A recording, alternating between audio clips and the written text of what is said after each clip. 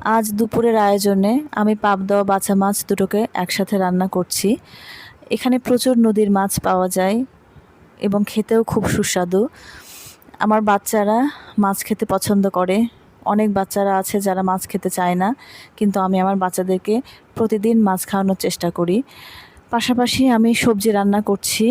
সবজি মেনুতে রাখার চেষ্টা করি প্রায় প্রতিদিনই, কারণ সবজি অনেক উপকার। সবজি না খেলে ভালোই লাগে না।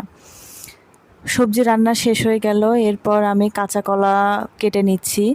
কাঁচা কলাগুলোকে চাক করে ভেজে নেব। আমার বাচ্চারা কাঁচা কলার চাক ভাজি খুব পছন্দ করে। ওরা এটা চিপসের মতো করে খায়।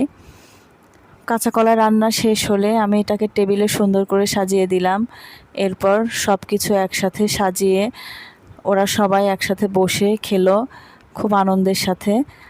আজকের আয়োজন এতটুকুই ছিল। সবাই ভালো থাকবেন। আল্লাহ হাফেজ।